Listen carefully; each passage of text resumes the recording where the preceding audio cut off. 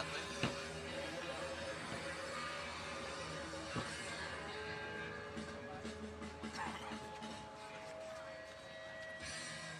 All right, I'm going to do the countdown for you. Ready? 5, 4, 3. All right, thank you for joining us out here at the Speed Ring, presented by Moravsky and powered by ARP and Vibrant Performance. I'm Jared Dienda. We are live around the world on thespeedring.com/live, and I'm here with Austin Cabin. Austin, what's up, bud? What's going on, Jared? Everything and nothing, man. We're just hanging out, and nice, beautiful, casual day just outside of Detroit in Pontiac, Michigan. And you told me a little bit of history about the site that we're on. This used to be a manufacturing plant of vehicles. Yeah, this site that we're actually standing on right now started in 1905. It's a manufacturing facility right here. Like cars had been rolling off of the factory floor right here for 100+ years. I think about 103 years. Yeah. And then GM closed down the site. It sat abandoned for a little bit as they cleaned things up. And now there's a racetrack here. Yep. So M1 Concourse. Traditionally, it is basically all the garages are purchased. It's kind of a country club for cars. So this is an open course like a Road Atlanta or like a Gingerman Raceway. This is a closed course. So Moravsky decided to put on an event up to $35,000 up for grabs here this weekend between all the classes, as well as what's the big award called? The Ultimate Badass? $10,000. Yes, Ultimate Badass. Whoever runs the fastest overall lap time this weekend will walk home with $10,000. That's crazy. So figure if, traditionally and statistically speaking, the unlimited class is kind of the big daddies, aero, performance, the whole nine. There's 3 classes overall. If you're the fastest in unlimited, you get 10 grand. And essentially, if you're the fastest in that class and you get the fastest lap throughout the weekend, you're going to win 20 grand, dude. $20,000 up at a North American Time Attack event. Yep. Normally, Time Attack events have low cash prizes, $500 first place, stuff like that. Yep. But Moravsky is putting up 20 grand for that. There's 35,000 total if you add up all of the purse cash for everything. I mean, this is very, very exciting for me as an ex-driver. Yeah, no, for sure. So you can see all the displays and all the companies that Moravsky works with and their partners. So it's great to see all of them kind of giving back and putting in on this awesome event. We're going to be talking about qualifying today, seeing some of the times. What are some of the classes, and breakdown once again. You did it earlier, but briefly, are 3 different classes. So we've got 3 different classes for all of the Time Attack competition this weekend. We start with the Street Modified class, which is mostly stock vehicles with bolt-ons. You can do internal mods like cams and stuff like that. But they can have light aero and things like that. But for the most part, it's a car that can still be driven on the street in relative comfort, depending on how much of an ultimate badass you are. Up from that, we have the Track Modified class, which is more of your general track day cars. Okay. Cars that, they can have stripped interiors, things like that. Probably not the most comfortable. People start removing things for weight reduction, air conditioning, stuff like that. And then up from that is the Unlimited class, which has pretty much no real rules except for the fact that a portion of the tub has to be a factory piece. Okay. So there was a car here yesterday testing that unfortunately broke, but it only had the factory firewall and like a little cowl up. So just within the parameters of being in a class, unlike that Trans Am vehicle you saw the nose of there, that's just out here having fun. That's exhibition car. It was on track earlier. That thing sounded amazing. Yep. But unfortunately, because it is not a production-based vehicle, we don't have a place for him to compete at Speedring. But real quick, I was noticing this earlier. If you look on the live stream feed, if you look at the clouds behind us, it looks fake. Yeah. It literally looks fake. Like, this is all green screen right now. Looks like the Toy Story wallpaper. Yeah, it's looks or like Windows 98. Ding, ding, ding. Yeah, total Explorer. Look at that. Big old white fluffy. So there we go. We got some clouds on the screen. And I am on cloud 9, man. This is the second year this event has been here. And if last year was any indication, it's going to be really, really exciting tomorrow when we get down to the bracket battles. Yeah, it was awesome. So today is all about qualifying, throwing down some lap times. Every lap that these racers are throwing down gets taken note of. So we're going to be talking times here in a little bit, and we're going to be partying here till about 6:50. We're going to close it down around 7 o'clock. So a lot of qualifying, a lot of opportunity to get into tomorrow, and everybody advances on. Last year we had elimination today. Everybody advances on, but how far you go into the bracket, how you eventually end up, that's up to the racers. But tonight, the La Fontaine Garage, like we said, this is a country club. This is next on grid here. You can see street modified Q3. That's basically the near factory setup. Track modified, that's kind of the medium, and then we go full on hot and spicy with that unlimited Q3 at 6 o'clock. We have a little drift intermission. Thank you to Swan and his drifters, putting out some smoke, because traditionally that's not a good thing for traditional track battle, bracket battle, but bracket battle is on and cracking. But again, just around 6 o'clock, we invite all the VIPs to head over to the La Fontaine Garage, and Moravsky's going to have a party because they've acquired one of the garages here. Oh, really? Yeah. Nice. It's pretty awesome. Yep. I would love to have a garage here. I don't think I'd leave, though. Yeah? I would not go anywhere else. You just live in it? Just wake up, go drive, and then go back to bed. Street race hobo? All right. So what's really interesting about this track, though, it's 1.5 miles, which is relatively short for a track, and it's relatively narrow, too. Yeah. So it's a very challenging course as a driver to be able to go fast here. There's walls very close, and really you have to bring your A game to be able to run a fast lap here, because you can't really afford to make a mistake because there's walls close by. But for the competition format tomorrow, you really can't afford to make a mistake. Because you said it's how long? It's 1.5 miles. That's it. I mean, that's a pretty short track. I mean, we're looking the longest lap that somebody has ran today, 1.5 minutes. That's it. Wow. That's it. That's averaging 60 miles an hour. Yeah. I think that's right? Yeah, I think so. Sounds right. That sounds about right. If my Good math math. is I'm if my math is correct, that's averaging 60 miles an hour.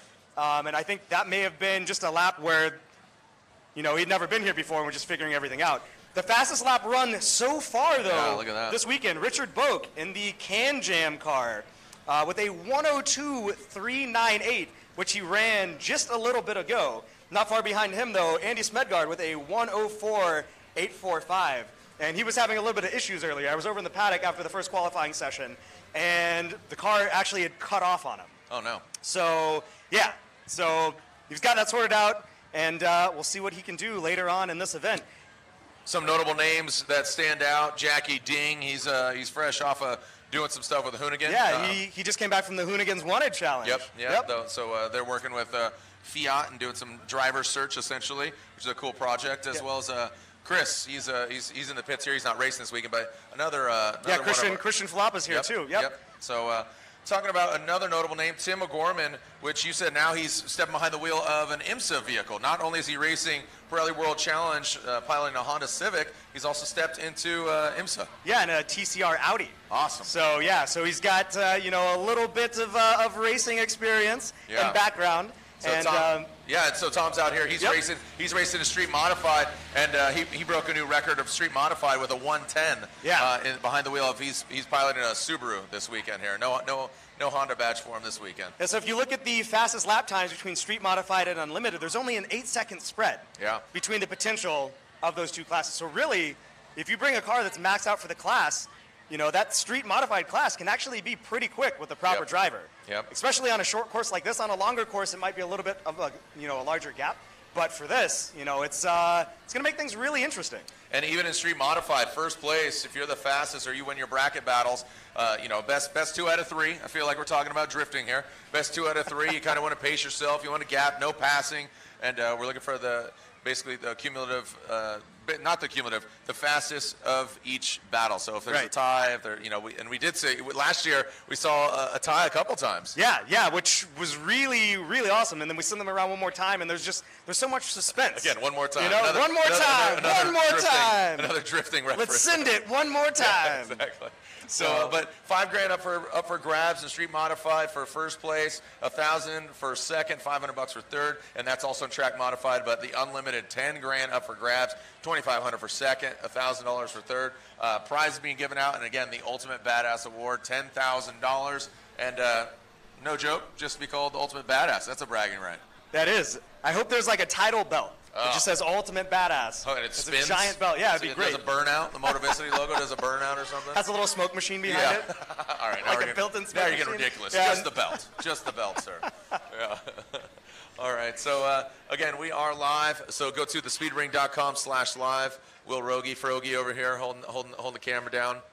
great to get the band back together, dude. Matt Johnson behind, on the ones and twos. You got Hobo in the building. You got Beemore. All these dudes, combining like Voltron to create this kind of a one-of-a-kind deal, this bracket battle event. And like I said, it was so successful last year. Chris Stewart, kind of curator, would you call it, or visionary of Grid Life? Yeah. Right? Chris Stewart, it's kind of his, his thing to help run these events. And this event last year, I'll be honest, I went to a lot of events last year, and Speedring last year was my favorite event. Awesome. And coming in before Speedring last year, for some reason, maybe I was just getting burnt out, but I just wasn't all that excited about stuff anymore. Just go ahead and lay down. Let's have a therapy session here. So and it just wore me out.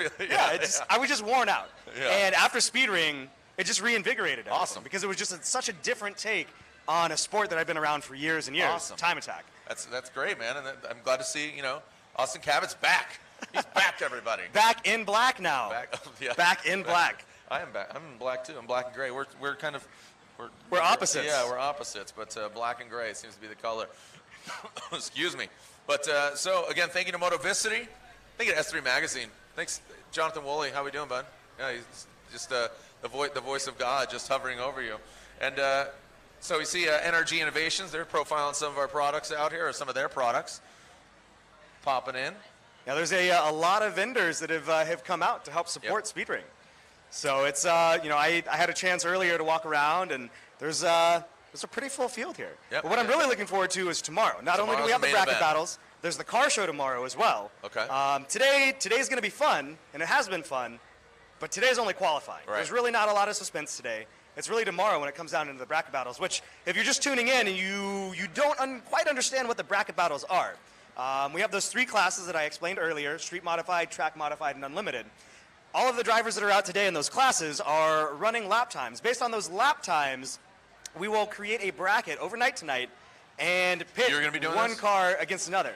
It'll be most likely Abe Schmucker and Adam Jabay. Won't be me. Yeah. I'll be there for moral support. Adam Jaboy. Last year I provided the notebook that they did it on at dinner. So here are some of our drivers, the current standings right now. You can see Luke McGrew there, currently leading the pack. Yeah, Luke in his Viper ACR ran a 1:10.194. Some fast times there. Great looking car. So these are, again, track modified. So this is you got mild, medium, hot. So this is the medium. So this is kind of like, you want a little flavor, but you don't want to get burnt. So speaking of burning it up, Luke McGrew, 110. You can see 110.9. Jason Harding, Michael Puglisi, which I always have a hard time pronouncing his name. Puglisi. Yeah, I struggle with that day. I do the voiceover for the track battle videos for the fellas, Gears of Gasoline. And Michael Puglisi. It's kind of a tongue twister for me. Chris Boersma and Will Al Young. He's one to watch. Yeah, if you're a big Time Attack fan, you likely recognize that name, but you're wondering why is that name in the track modified class? Oh yeah. Will Al Young currently is the fastest Time Attack driver in North America. So he ran a 1:19.5 at Road Atlanta. Oh, that's right. Yeah, super fast. At Grid Life. But that car, his Civic that he built, is actually on its way to Australia right now for World Time Attack Challenge. He went back last year, got a little bit of a taste of World Time Attack Challenge, and now he's on it. He's going for it. Okay. So have you ever been out there? I haven't. Yeah, it's a fun event. Ian Baker. Big Ian, he's a wild man. I partied with him out there in Australia. I partied with him in Japan, right near Fuji Speedway as well. So, nice. Yeah. But looks like our cars are getting prepped here, and we're going to warm things up with our Street Modified. You can see some. I'm a Honda guy. That's right. I know. Yeah, I had an EK. I remember I actually wanted an EG. I drove a 1976 Chrysler Cordoba. Was my first car. Nice. It broke down. What is a Chrysler? I don't even know what a Chrysler Cordoba is. It's just a big, massive, almost like a Riviera, but it's 76. It's just big. Had white leather. A red carpet. It was sick. That's but super classy, man. Super embarrassing because it wouldn't start in the morning, and everybody, the high school parking lot. So, did the carpets match the dash though? The carpet. What are you asking? Was it with red carpets, red Sir, dash? I am married.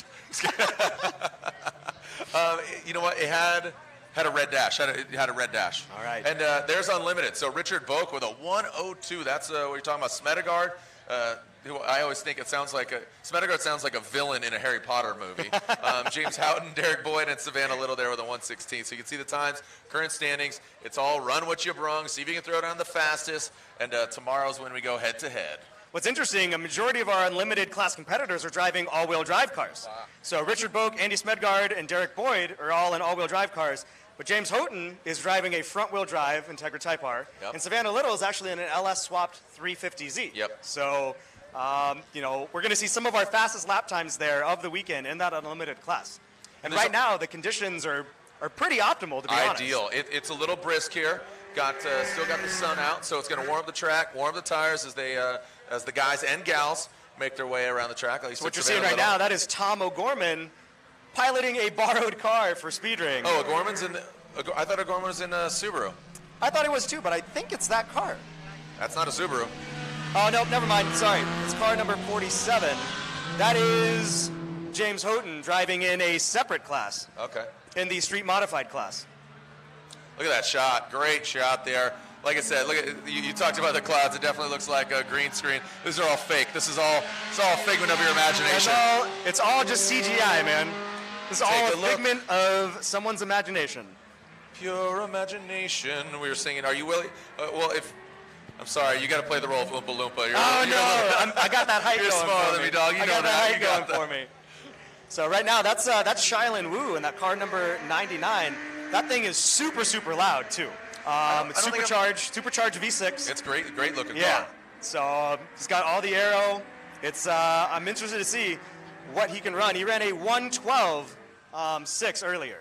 So great rap group, R&B group, 112. Yeah. You familiar? Yeah, I mean, no, I'm not. Man, I'm trying to throw all these references. I'm not very cultured, man. What's that? Not cultured at all. You are cultured. I'm from the South. Are you from the South? Where are you from? Atlanta. Oh, Hotlanta. Hot. People don't call it Hotlanta, though. I know. I've never called it Hotlanta once in my life. Just now. You literally just in did. front of the whole world. It's like people are like, I'm going to Cali. People that live in California don't say call Cali. it Cali. No. That's whack. Nope. Do Detroit? What do you call it? Detroitians? I don't know what do locals. Detroitans? Do you call it the D? Detroitans? Do you call it the D? Yeah. Like 50. It's justifiable. I know it's cold in the D. It's nice right now. Okay. All right. Well, again, this is a family show. I don't know if I could say that here. Tell me something about something nasty. Ooh, Shylin Wu. Shylin Wu dude. I'm not kind of offend sideways there a little bit on the feed there. Love that album from the Wu-Tang, Shylin Wu. That was a great album. See, I don't know that one either. I'm joking. That's looks not like real. Alex Moss has pulled in his S2000 here, right in front of us. That is car number 156. That's actually a K-swapped S2000. So it's got a K24 in it. I talked to Alex last night. He's making about 255 wheel right now. And that's conservative. Yeah. He thinks he can push it a little further, but he's only revving it to 8,500 instead of 9,500 like the motor was built for. But trying to keep it, a little bit more conservative. He actually had that car out at Toronto Motorsports Park last weekend. And actually, a fellow competitor here, Jackie Ding, he actually beat Jackie Ding's time by, I believe, 1/10 of a second at Gingerman Raceway when he had it out there. Gingerman is a track Jackie goes to a lot. So it's going to be an interesting battle to see, just in lap times at least, between Alex Moss and Jackie Ding, S2000s, different drivetrains, but different aero mods too. So you're talking about the cars, but let's talk about the track, because you brought up a great point. This is a private facility. It's a country club. So how's that going to play a role? So many of our competitors aren't members here and don't have access to be able to drive this facility. So for last year for Speedring, we thought it was a great idea because it's kind of a level playing field. Okay. Track knowledge has a lot to do with being able to run a fast lap time. For sure. Very few drivers can show up and run a really, really quick lap without ever having driven that track before. And this track, last year, many drivers had never driven it, and some of these drivers haven't driven it since. So that's going to play in. That's going to play into it a lot. There goes Alex Moss. Looks like he got the car running again. Is he? Oh, yep. They're going to release him back out on track here shortly. That thing is uncorked. It sounds like it's coming straight out the header. Yeah, I think it is, man. I think it is. Shylin Wu, you heard just go behind us. Shylin ran a 1:13.3, but he ran a 1:12.6 earlier today. So he's looking to go a little bit faster, and we'll know in just a moment if he beats that lap time. Who do we have here in this Evo? Car number 343. 343, that's Casey Kresbach. His brother, Sean Kresbach, competed with us last year, I believe. Casey down to a 127.6. Earlier ran a 116.628. That's his fastest time. So not blue Mitsubishi not sure Evo. if something was going on out there. Like Jackie Ding's only run a 117.5 so far. He ran a 113.7 earlier. So maybe I might have to eat my words. This session might not be optimal conditions. Yeah, I don't know. So we'll see. But I don't know. tires I are don't know heating up. what would cause it to be. Right. But you never know. Yeah, the tires are heating up. The track, like I said, I would assume it's ideal. We saw the fastest times last year, kind of late in the day, didn't we? Yeah, we did. So it was. I think it was actually one of the fastest times that Richard Boak ran at this event last year. Was, I believe, this final session. Yep. In qualifying. Shailin Wu, that's interesting. So you're saying supercharged V6, not Yeah. a V8. That's a pretty unique setup. Yeah, so the street modified class does not allow aftermarket forced induction on cars over a certain, displacement. Yeah. So you couldn't do it on the V8 because the okay. V6 falls below displacement threshold. So really working the rules there. That's Yep. that's pretty smart. And the Mustang is it's a proven chassis, but a lot of. Oh, there we go. Alex Moss sideways there. Doesn't look like there's any damage to the car, but may have just spun around a little bit. So the yellow flag will be coming out as he sits. Yep, there's that yellow flag. So you can also see where that ARP and Fuel Lab logos are. There's actually a electronic flag system here as well. It's one of the few tracks in the country that has an electronic flag system. Atlanta Motorsports Park does. Yep. Autobahn Country Club does as well in Joliet, Illinois, but it's very rare. So Yeah. you can see just the caliber of facility that there is here at M1 Concourse. Yeah. All right, you can see the overhead view there of who was that in the yellow S2000? That is Alex Moss out of Wisconsin. Wisconsin, yeah, Yep. I saw Wisconsin. It's plated. That car's got plates on it. Yeah, you'll see in this in the street modified class, many of the cars are plated. Yep. So, and some of our competitors, like Jackie Ding, drives his car everywhere to compete. Here's Shailin Wu coming into the pits here. Yeah, see, it's got that kind of like unique purr to it that you get from a V6 instead of a Yeah. V8. Yeah, it's a real unique growl, but coming to us from Indiana. Let's see, Shailin so Wu. far, your fastest times from this session for all of these drivers. Shailin Wu, 113.2. Jackie Ding, 113.6. So Jackie Ding in his naturally aspirated S2000, not that much slower than Shailin Wu in his supercharged V6 Mustang. That's just keeping it tidy. That's like you said, for coming here last year, coming here once again. That seat time, that's all too critical. Eric Dewey DeWitt, 113.9. Casey Kresbach, 114.6. So there you go. Something must have gone. He dropped 13 seconds from lap 2 to lap 3. So Alex Moss, 115.3. In that yellow S2000 we saw spin off. James Houghton with a 116.2. And Robert Bach with a 121.9. So there's Alex Moss there. Yeah, that car is completely undamaged. Just decided to cut the grass here for M1 Concourse. I guess he'll send them the bill. Yeah, no, we'll send him the bill for the landscaping. Have you ever been to Barber? I have. Yeah, great I track. have. Barber is amazing. Barber's beautiful. But if you go off, they charge you for the grass. That's what I was going to say. That's what I was going to bring it up. And it ain't cheap. No, I went there for the Mustang's 45th anniversary. Vaughn Gitt Jr. was drifting out there, and we titled the video, "Please Stay Off the Freaking Grass." Because basically, if you go off, they'll charge you for it. Mr. Barber should have put signs up that said, "Stay off my lawn." It says it there. They exist. Okay. Get off my grass. Yep. So, that facility there, I don't know if you went to the museum while you were there, but Barber has an amazing motorcycle and now kind of motorsports, too. Really? They restore old Lotuses down in the basement, and there's actually like a glass plate in the floor where you can stand and look down into the basement area where they're doing all the restorations. It's really cool. Have you ever been to, speaking of car museums, I can't remember the name of it, but the one in Tacoma, Washington? No. It's really I didn't even know there was one there. Yeah, there's like a millionaire dude that has an extensive car collection. Really cool building. It looks like a shell. I'll have to look it up. But if you're ever in Tacoma, Washington, find yourself over there. I shot a video there with a company. I'll just say that. Just a company. Just a company A. Should not be named. Yeah, should not be named. So what's interesting about this course, though, you look, in the live stream right now, those are apartment buildings. Yeah. Or maybe a hospital. One or the other. I can't tell. But we're right in the heart of Troy, Michigan. Yeah. You know, there's houses right next door. Pontiac, There's Pontiac a church. to be specific. Oh, Pontiac, sorry, not Troy. Yep. There's a church. Yep. There's tons of stuff. Because this There's used to a be a McDonald's right manufacturing across the facility. street. Yeah. You know, it's kind of one of those rare locations for a track. If I was a neighbor here, I would love it.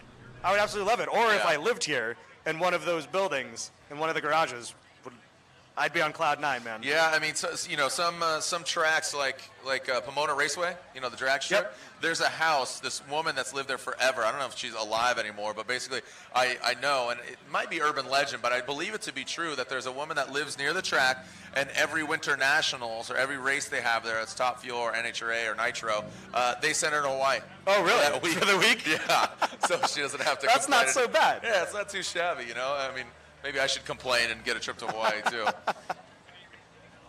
No, you just need to buy a house close to a racetrack Yeah. so you can complain. Exactly. Yeah, I'm not near a racetrack. I'm out in Gilbert, Arizona, man. Just talked to my wife. Man, it's been hot out there. This is 105 like today. This is the coldest that it gets in Gilbert, Arizona, right now. This is like the coldest it gets. Does it get colder? It snowed. It snowed in It Arizona. snowed? Yeah, no. I mean, tell you what, Arizona is a diamond in the rough. It's beautiful. You go camping up in the mountains. We got a pop-up trailer. I know you like camping and Oh, yeah, spelunking. man. But yeah, up in the mountains on the rim, Flagstaff. Oh, it's beautiful. It's awesome. Flagstaff But, is one of those areas that I don't know. I drove through it once and like fell in love with it. It's stunning. I love it. I mean, Because it's like surrounded by desert, but then you get up and it's like this little wooded rise in elevation. It's kind of neat. I feel I shouldn't tell everybody how awesome Arizona is. You know, it's pretty epic. The look at the what would you call it? The skid pad Yeah, the there skid in the middle. pad down there, yeah. I think we need to utilize that next year. I was talking with Nick Swan, who coordinated some of our drifters as we came on this live stream. Mike Skidlarik's out there, a few of the other guys. But get some more drifters here next year. That would be awesome. And I think we utilize the skid pad and we go counter course. Swan was like, yo, let's drift here, go into a skid pad, kick back out and go counter. You know what I mean? So what's interesting about this course, it's actually designed to be run in both directions, too. So you could run counterclockwise, all the safety barriers in the proper areas. Oh, yeah. Not many tracks are built that way. No. That's a great point.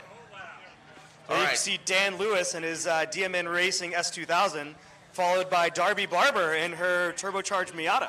All right, we got a yellow flag out here. What's cooking?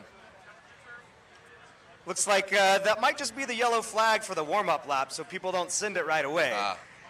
Don't overcook it and burn the meatloaf. So that's a beautiful S2000, though. And you can see now no license plates.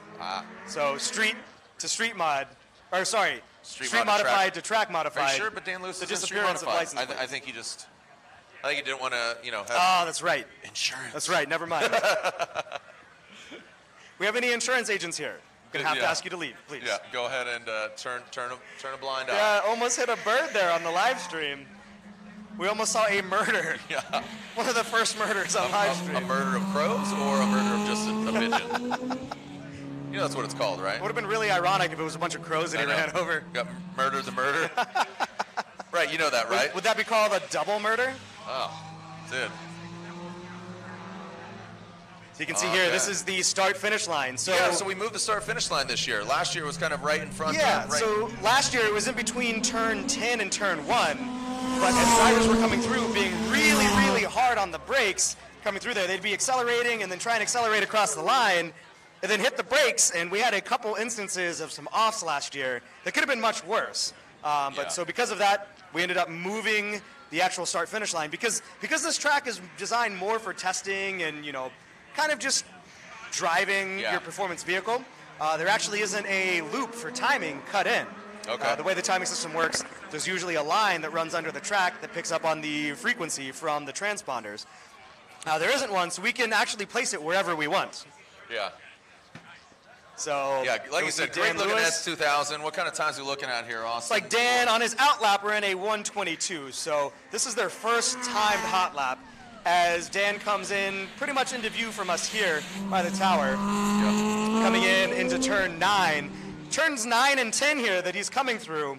It's almost one corner, to be honest. It's just one big sweeper. Yeah, as a driver, you kind of just want to find the proper steering angle. You turn in, hold the wheel there, and just manage the balance of the car as you work the throttle. Who do we have in the Miata out there? So that's Darby Barber. Okay. So Darby Barber and Savannah Little, two of our female competitors here at Speedring 2018. Yeah, Darby's definitely fast.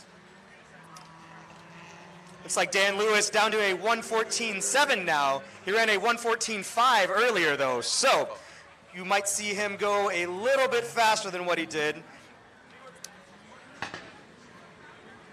One's for house, one's for life. So up next is Track Mod Qualifying 3. Tell all your friends we are live. thespeedring.com/live. Jared Dienda, Austin Cabot, little baby Jesus, 6 pounds, 7 ounce. Little baby Jesus. When I worked for a turbo company, the nickname was Turbo Jesus or Turbo Jesus. Oh, yeah. Because I'd work trade shows, hair would be down. Yeah. And it stuck. Yeah. What are you now since you're not Turbo Jesus? I don't know. Track day vagabond, track day hobo. I don't know. All right. I like it. Man bun on the go. There we go. Oh, look. Here's Christian Falapa. Yeah, we got Christian. Christian, you just came off of you're finished wrapping up the Hoonigan driver search. What is it called? The Hoonigans Wanted 2018, the Fiat driver search. How'd you do? Did you win? Oh, I can't tell you that. You have to watch all the episodes. And they just dropped the first episode of that show? Yes, they did. Had a big highlight. Yeah? Had a big highlight on me screwing up. I haven't watched it. Now that I know you're in it. And did you get along with Nick Bumgarner? Isn't that guy great? Dude, that guy's nuts. Yeah. He's awesome. He's like a wild card. You really never know what he's going to do next. Yeah, Nick Bumgarner, if you don't know, Olympic snowboarder and border cross. He's won medals, and he's a nut. He's from the UP. He's from here in Michigan, and just a fantastic cat, but he was one of them as well. And anybody else I would know? Jackie Ding, who's out here racing, but anybody else? There was Micah Diaz, and Cadell Johnson, Brian Smith, Ashton Harrison, Jessica Tracy, and Jamie, I can't remember her last name. It's all good. Hey, so again, congratulations on winning that. That's all. I'm joking. All right. So who do we have out here now? That is Ben Moravsky out there in a Mini Cooper. Yeah. Probably one of the only Mini Coopers that I've seen that heavily modified at any events at any recent times. And actually, on the live stream earlier, we actually saw him tripoding or three-wheeling. Yeah. It's lifting the inside rear on some of these really tight corners. It's really cool looking. Yeah, you know he's getting it, and you know that chassis is stiff. Yep. You know, just front to back, side to side, living it up till the day we die, right? Hitting switches. We saw that from Von Gittin Jr. and Chelsea drifting. But they're lifting the front. They're lifting the front. They're getting fully torqued. But yeah, that back left, I would call it almost like a dog. Like a dog. That's exactly what I was going to say. Lifted his leg over there. So it looks like Ben's best time so far of this session, 1:15.8. So pretty quick little Mini Cooper. Getting it. So far we see Chad Slag out there in his red Civic, 1:14.9. Jackie Ding though in his S2000, 1:13.6. So very quick lap time from Jackie Ding. He ran a 1:13.7 earlier today.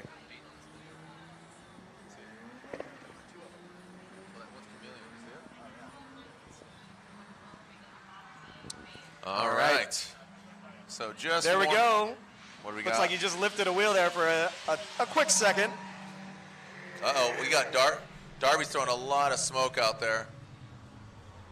Yeah, that may have been a front wheel brake lockup as she came around and saw Dan Lewis there. I was talking to her earlier. Yeah. Most of the time when she's coming down through there, that front is locking up as she enters turn one. So it seems to be something with some of the lighter cars. They're locking up one of the tires on the car and throwing just a little bit of smoke.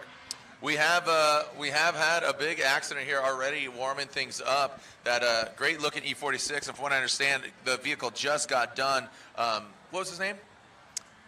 Michael Pagano. Yeah, man. I'm glad he walked out, but he was obviously frustrated, just pissed, because that car just got done. He went hard into the wall here. What corner is that? Coming through the that was sweeper. actually, right 10B.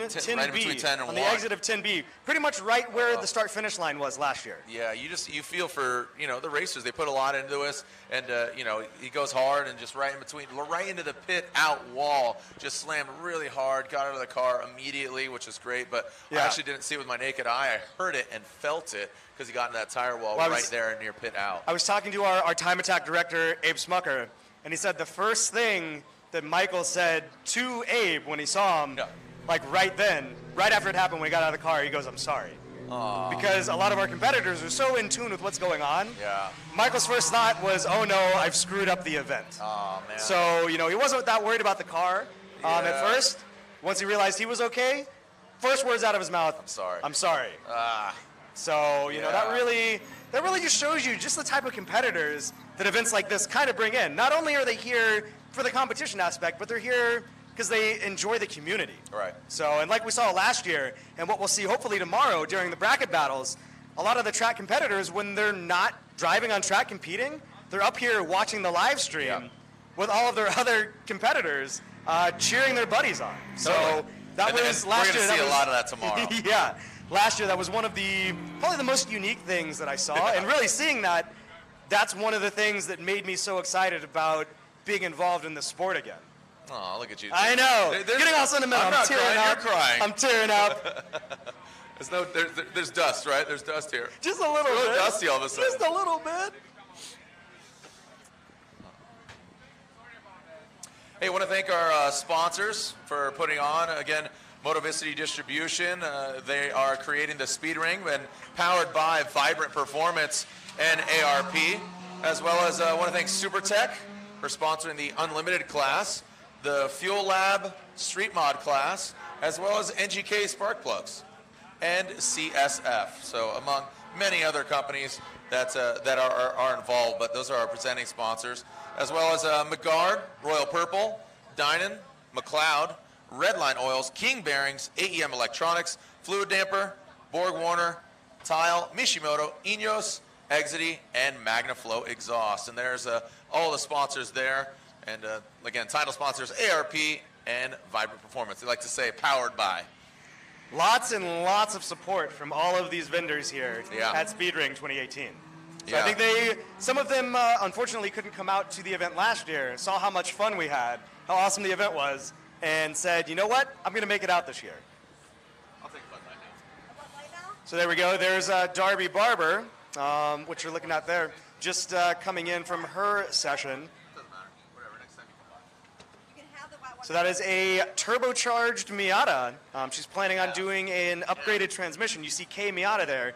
K Miata does K-swap Miatas. Honda K-Series engines in Miatas. That car doesn't have it, but they're now making a transmission adapter to where you can run a BMW trans for turbo applications that'll hold more than 250 foot-pounds of torque, like the Miata trans as well. So. Yeah, that's awesome. So if you look at that car and you see us keep talking about a turbocharged Miata and you say, hey, that's a K Miata though, it's not.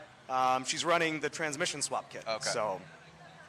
Well, thank you for the technical knowledge. You're welcome. That's why you're here. I'm host announcer, you're sports announcer. That's where you get the technicalities. I don't know what I'm doing, man. You know exactly what you're doing, man. This is great, and it's great to be back here with you. And we had a good time at Grid Life, and like you said, this event here last year was just absolutely awesome. We saw just what I was saying earlier about Chris Stewart, kind of curator and fearless leader of Grid Life. Last year he was just like, oh my gosh, they're clapping for time attack. Like, usually you're battling the clock and you're battling obviously other competitors, but it's not wheel to wheel. Yeah. So in this format, it's the closest thing to having wheel to wheel, but you're battling somebody else. When you get somebody like Chris and other drivers that have been around the time attack sport for a long time, and then you come to an event like this with Speedring, what Moravicity's done with Speedring, it's amazing just how much different this event is. A lot of drivers, they might not quite, coming in, they might not understand it, but there's a lot of suspense. I mean, a lot of times we were waiting. Remember, somebody had an off that we thought might have been a 4-off last year. Yeah. And we were waiting on the official word from the corner workers. And literally, it was like a minute and a half. Yeah. Is they like, oh, was that a 2-off? Was it a 4-off? Was it a 2-off? Was it a 4-off? Because if you go 4-off in these events, in the battle brackets tomorrow, you're done. That lap is scrubbed. So if you go 4-off, you are pretty much out of the competition. Right. So again, another parable to drifting. Yeah. Although what makes it interesting, if you go 4 off in yours and you have to forfeit that round, but you win the next one, all of a sudden you're 1-1 with the person you're competing against. We send you for one more time. Yep. So technically you could still recover from it if you win one of those first 2 rounds.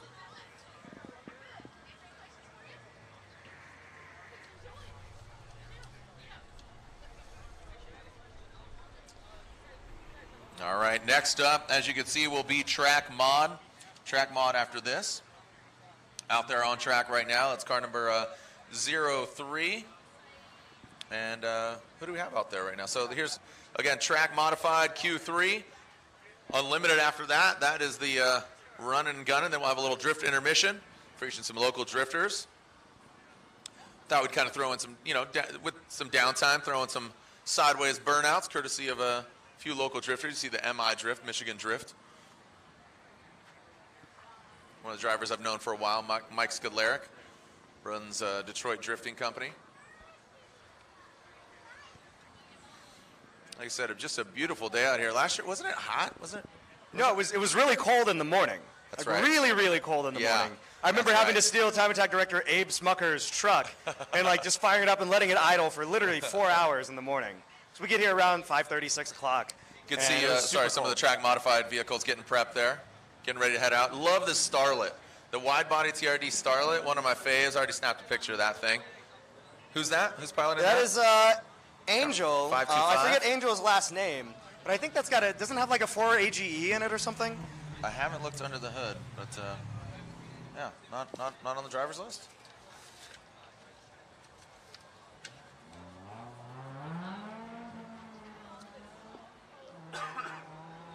Yeah, that is Angel Ortiz. That is an 84 Toyota Starlet. So that's probably one of the more unique cars here. No, I saw it. We were just talking about you. That's why. Yeah. And we have the gentleman that went into the wall earlier. How are you feeling, man? Could be better, but everything's the best it could be. So, car is salvageable. So. Oh, it is. So everything's good. That's good. What's your name? Where are you from? Mike Pagano from Detroit. Oh, hometown boy. The car's already back in the garage at home. It's going to the body shop in the morning. It'll be back tomorrow. Yeah, right? No, I mean, not that salvageable. We're ready to go. No, if we had more parts, we could finish the weekend. Just missing a bit of body work, but I think we're going to bring it to the frame shop on Monday, double check it, and then see where we want to go next. I was just talking to Kirk Miller. I was talking to Kirk Miller over at AEM Electronics. He's VP, and I felt it. I felt one the tears, yeah. and then two. But you hit hard on that wall, man. I mean, have you ever crashed like that? And safety is a priority. I'm not trying to sensationalize it, but safety is a priority. And have you ever hit like that? Not like that. I've been on track a long time, and I've had incidents, but that was a bad hit, and I felt it halfway through the corner. I knew I went wide. I tried saving it, just a long battle, and the car just fought every bit of the way. Definitely a lot of raw marbles on the outside of this track, and I knew it was coming from I was like, I'm gonna crash, I had come to terms with it. And everybody says I jumped out of the car in a second, and I just wasn't thinking about that. Well, Abe Smucker was telling me the story of you apologizing to him first thing.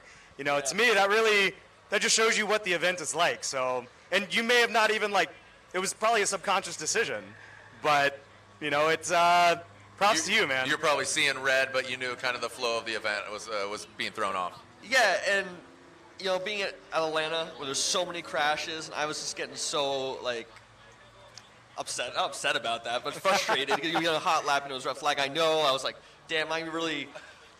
Put a delay in this schedule, so that sucked, and I didn't want to do that for any of these guys. I want to get the most laps, so I know they want to get the most laps. And that's, the grid life kind of style way, I think. Yeah. Well, you know what? Now you get to have a beer, hang out, and I'm glad to see your smile. That's always a good thing. Yeah. Thank you.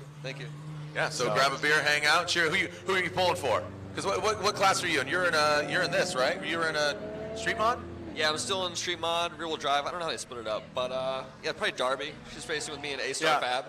So Andy's been helping us over at our 2 trailers, and anything we need fixed, he had us covered this weekend until I smashed the wall. But Yours is a little more than just a little tuning and fixing. You need more than race tape and bubble gum. yeah, it's gonna be a long off season. So if any companies out here, I got some spare parts I need. So come find me with the smashed up green car.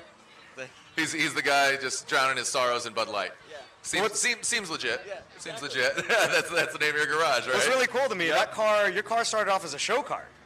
Yeah, I mean, I built it to look sweet, and then I love racing, and I showed up to one of these Good Life events, and it changed my life, and I go to every event now, and the car is kind of transformed into, I don't worry about scratches anymore. I just go race it. Now I have one giant scratch on it, and that's how it goes. Well, now you got it out of your system. So the show car now to a race car, and I'm sure that's not going to be the first, or it's not your first and not your last accident with a wall. So right on. Well, like I said, glad to see you smiling, and we'll see you at the next event. Yep. Thanks, Mike. Yeah, Mike Pagano, who had a little bit of an incident with a tire wall earlier. Right now, you're looking at Scott Wolforth there in that kind of crazy-looking wrapped S2000. Scott's best so far of this session, 127.8 on his first flyer lap. So you can see we've had a pretty large spread of cars as far as lap times and as far as types of vehicles go. We were talking earlier, before Mike Pagano came over, about Angel Ortiz's Toyota Starlet. Yeah. Most people have never even seen just a stock one of those around, and that one is just a crazy, crazy track car. You see a lot of those in Florida, in Miami. Really? Yeah, a lot of all the Puerto Rican Ricans, cats love those them. and Mazdas, like And RX-2s, RX-3s, yeah, but RX-7s. they'll throw rotaries on the Starlets too, because Really? They're so light. They love the And banana ports, dog. They look amazing. Yeah, Looks like we got a black flag out here, so something may have happened or someone dropped some fluids. But that means black flag all, it looks like. And either that or it might have just been him getting black flag too. Still waiting from race control to see what the reason was for that black flag. But right now, saw a black flag out. Not sure if it's black flag all at the moment or if it's just black flag for this M3 that's coming in here right now. Black Flag, great band. Black Flag is a great band. I know that one. Yeah. I don't know all the pop culture references, but I do know that one. There you go. Motorsports director Adam Drabe having a talk with that car. I don't see any door cards on it, so it might just be one of the vendor cars. Okay. And maybe the corner workers identified it as, hey, this guy might not be a competitor. So that could be what happened. Other cars are still on track, though, so that was not a black flag all session. You can see we have, should we call it Grid Life Air, Grid Life Skycam? I don't know. We've got eyes in the air. Can we call it Grid Life Skylife? Skylife. So the speed ring cam up there. Specialty transmissions, I think that's right. Specialty, right? Is that what it's called, Rogie? What's it called? Specialty. What's your shirt say again? Can you read that? Specialty video production. Specialty field productions. That's Specialty right. streaming. That's right. That's right. No, so that's the new division of Specialty Field Productions. So you can see that big back straightaway there in between all the garages. If you've never been to M1 Concourse, as Austin was saying, this is a country club. So all those garages are owned by each individuals. And Motorvicity just purchased one. So they're part of the La Fontaine garage. And for those VIPs, join us over there where it's just... You'll follow the stream of people over there in the VIP tent. So if you're a VIP or a guest of Motovicity, join us over at the La Fontaine garage around 6 o'clock. Local time here. What time is it, bud? It's 4:35 just after right 4:30. now. Yep. So what you just saw on the screen, that's a BMW 135i, which is also car number 135i. Very clever there. Car number 135 is a 135. I wish all of the cars would do that. It would make my life so much easier announcing, trying to figure out who's who. Oh, it's so hard. So hard being you, Austin. That's Chris Smith. He's running a 120.4, so really not that bad. So it looks like all these cars are shutting it down maybe and coming in. Austin, if you were to build a car and you were to compete, what class and what vehicle? So unlimited budget or on my current budget, probably like a little Tykes like pedal car. Oh, shush. That's the current budget. Again, it's a lot cheaper to be an announcer. But let's talk about this class. How about in this class, because you're getting involved in some of the mods. You're utilizing a lot of these companies out here that are displaying. What vehicle would you build? For a track like this, I'd want something that's a little more nimble, but also kind of stable, that responds well to aero. So for me, it's probably going to eliminate hatchbacks and things like that. Okay. While adding a spoiler to a hatchback is good, just the rear drag, just the way fluid dynamics work, probably not my favorite pick. Fluid dynamics or aerodynamics? Fluid dynamics from the air. It's the same thing. Got it. Air is a fluid technically. Okay. Right? Yeah, Right? Sure. Yeah. Technically. Vapor. Technically. All right. Yeah. Thanks, Doc Brown. All right. So, which vehicle? So Hatchbacks are out. For me, ITR? I'd probably pick something that wasn't turbocharged. Okay. I might not be the most competitive, Okay. but I don't like to wrench on things and have to fix things in between, especially in an event like this, right? Okay. So earlier we were talking about the car needing to be reliable. Luckily, in the street modified class, you can't really do a lot on a turbo car to make it unreliable.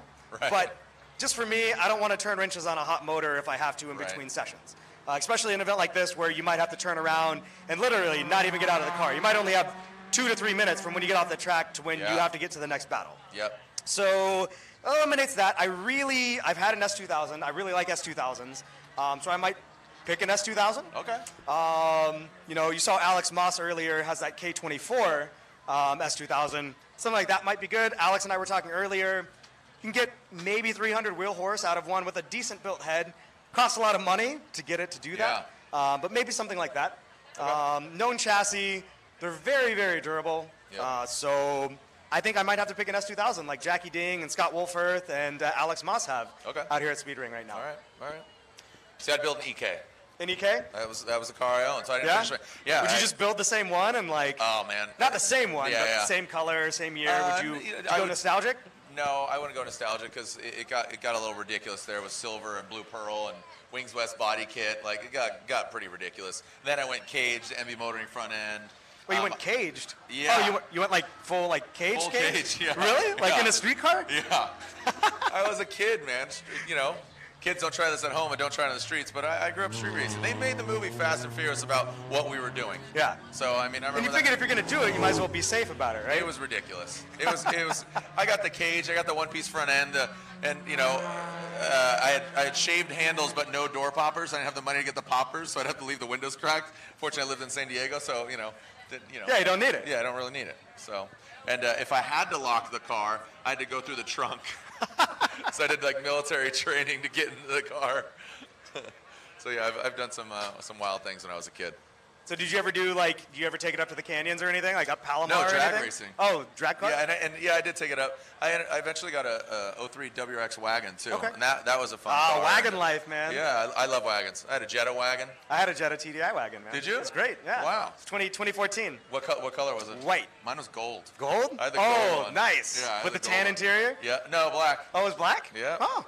Yeah, it was before the turbo came out, so it was that NA 2-liter. I was like, this thing's a dog. So But mine, I had tuned and deleted it, and it was getting 50 miles to the gallon. Okay. I drove it from Atlanta to Laguna Seca on $135 in fuel. Next to nothing in the relative scheme of things. Yeah. And that car, I put about 60,000 miles a year on that thing. Wow. So it was back when I had a sales job and was on the road all the time. Yeah, everybody was buying those, all the sales and the reps and stuff. Yep. They were loving those things. So mine was lowered. I had some coilovers, some camber plates. Okay. Big rear sway bar on it. It was actually pretty fun. Nice. I like it. All right, so here's a layout of the track overall, and we were talking about that 10A, 10B, that 9, and then when you go into 10A, 10B, it's just a big sweeper. Yep. The drifters are loving that. And that's right behind us in the right live stream feed. Whenever you see us, we're standing pretty much right in front, in the middle between 10A and 10B. So right in between 10A, 10B. So we could pretty much see. We can see turn 9. Turn 9, 10A, 10B, 1, 2. Then they kind of go out of sight. Yep. And then you see down here turn 5 and 6. Turn 6 is real tight. It's actually the slowest corner on the track down there, right into the longest straightaway. So it's a really interesting facility. Right around in between turn 2 and turn 3, there's a little bit of a crest, and between 8 and 9, there's a little bit of a crest too. Yeah.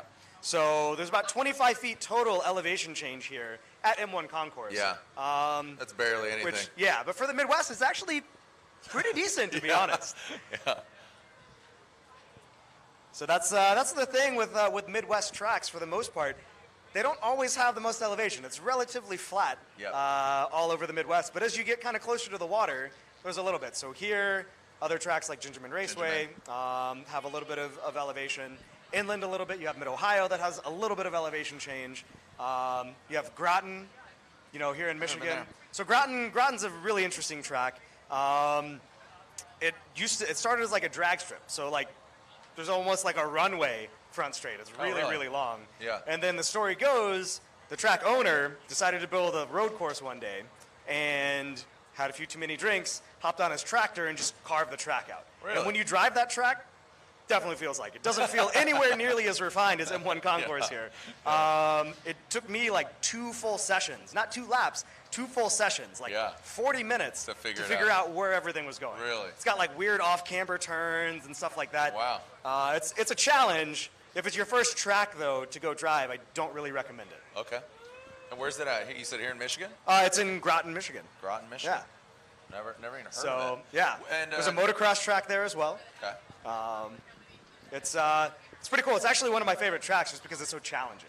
Unfortunately, I haven't driven M1 Concourse. Yeah. I think if I drove here at M1, I think I would actually probably like it. I was talking to, we were talking about Tom O'Gorman earlier. Yeah. Tom O'Gorman loves this track. Really? Loves it. He drove it for the first time yesterday and fell in love with it. He said Really? it's so much fun.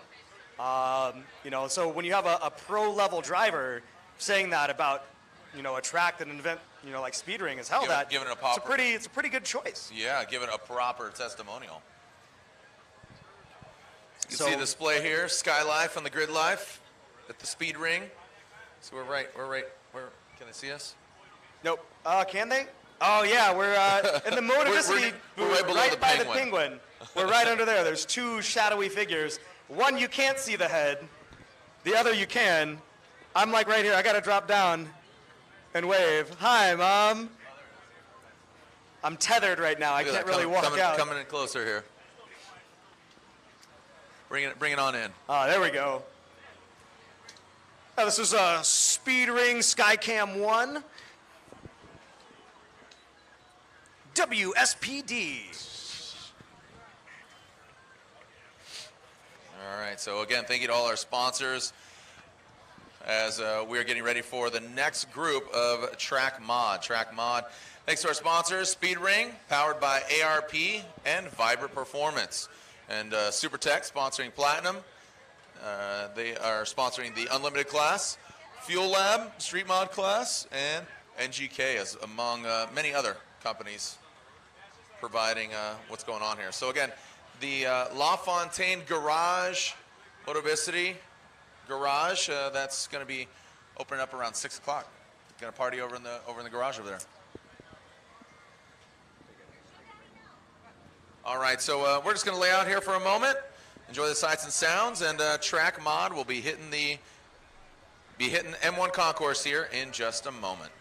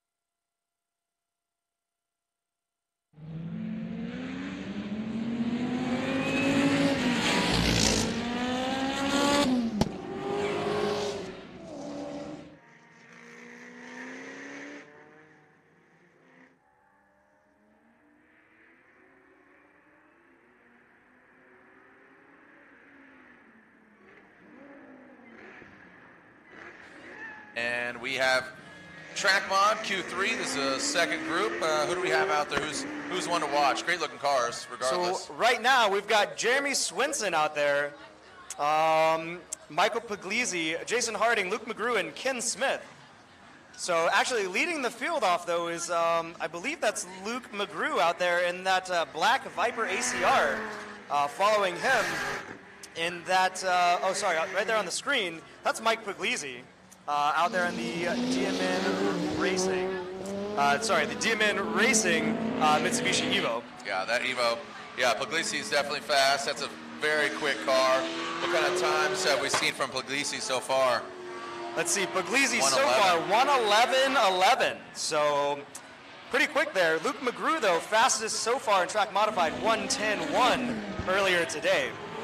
Oh, and look at that. He just ran a 1:08.9. 1:08.9 for Luke McGrew this session. Jeremy Swinson in that Corvette 1:10.1. So pretty decent gap there between Luke McGrew and Jeremy Swinson. There we go. Oh, a little bit of rear lockup there from Jeremy Swinson. That inside rear. Yeah, that's that car number 30. That's that turn 5 and 6, as you said. You really got a real tight corner. There. On a longer wheelbase car like that too, it's they turn, but a shorter wheelbase would be a little bit more beneficial down there. Whip it around. But really, that's the only section, but it leads right into the fastest straightaway of the whole track. So, and that car looks wicked, man. That car looks absolutely wicked. Look at that, taping up all the gaps there, getting rid of the... Just going for every little bit for aerodynamics. Every little arrow counts. So, but still, story right now, Luke McGrew, 1:08. Wow, that car sounds amazing as he comes behind us. Jeremy Swinson on it. Let's see what he's got. This session looks like we're going to see some really fast lap times. Jeremy Swinson, 1:09.5. So 0.6 of a second slower than Luke McGrew. What's going on? Jason Harding running a 1:10.5 and Mike Puglisi 1:10.9. So all of these guys within about 2 seconds of each other. Ken Smith just crossed the line though, 1:11.1, and Chris Boersma out there in his Civic. So pretty much you have a bunch of rear-wheel drive cars, and then an all-wheel drive car, but then just a single front-wheel drive car out there, Chris Boersma. And really, overall in the event, you don't see that many front-wheel drive cars. It seems to be kind of dominated as far as entries go by all-wheel drive and rear-wheel drive cars.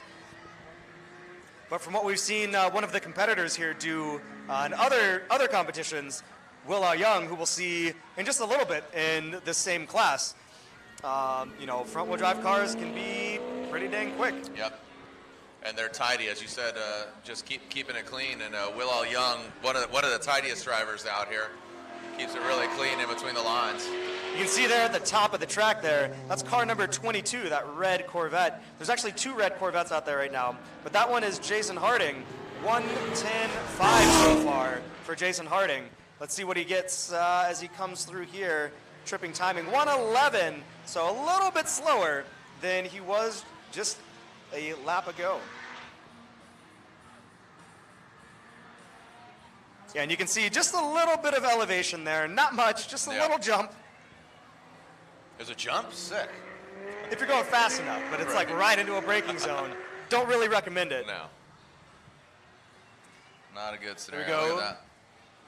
Great Speedering Skycam 1. Yep. So Jason Harding there looking real good as he comes through here. There's this little short straight and another turn, and then he'll pop over the crest right into our view here. There we go. So he cones to the left right there. That's where braking zone starts too. So right when you're on the power, you go up and hit the brakes as the car settles. So makes things kind of interesting there. So Jason Harding's best so far, 1:10.5. Oh, sorry, Chris Boersma, 1:10.4 now. Ew. He on his outlap, he was doing like a 1:23, but now we're looking at car number 487. That's Ken Smith. So Ken Smith, 1:11.1. There's 3 seconds between all 6 of these cars. That's it. Yeah, and like you said, a testimonial to that front-wheel drive. Boersma in that 1:10.4, even faster than the car number 22 of Jason Harding. So just goes to show you, every little bit counts. Ken Smith there using every bit of track up here at M1 Concourse. Looking real good. I think this lap might be pretty quick. Seems like he's kind of fallen into a groove. Ken Smith right now 111.1 looking to best that. Here We'll know comes in Ken just a Smith second. into that turn 9 and 10. He's moving. So as you can Smith see, is there's a fair amount of Corvettes in this Yeah. group. There's 3 Corvettes out there at the moment. Here comes Boersma throwing some sparks. He's approaching that finish line there. What kind of times are we seeing there from? Ken Smith, 111.202. He ran a 111.122 earlier, Yep. so pretty consistent there. Desmond Tutu? Is that what we Desmond said? Tutu? Desmond Tutu. Who's Desmond Tutu? Is there Okay. a Desmond Tutu here? No. All right, Boersma. What Boersma? It's like get Chris there? Boersma's fastest, 110.411 now.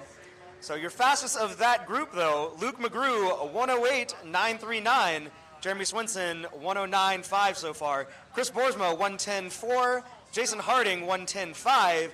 Mike Puglisi, 110.9. And Ken Smith, 111.1. This is the closest group in time that we've seen so far. Now, this is, so far for the day, this is the pointy end of the group for the track modified class. But we might see some fast times from some people that may have only showed up earlier and been able to run a couple laps. So after Street Mod, we're going to be seeing that of Unlimited. Unlimited will be next. Hey Matt, there's a typo on the screen. Unlimited should be.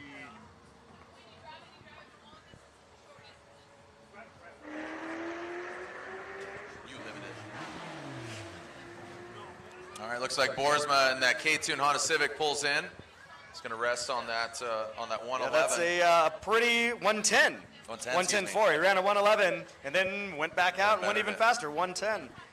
So there you go. You got Ken Smith as he heads towards either the apartments or the hospital and the church steeple. Yep.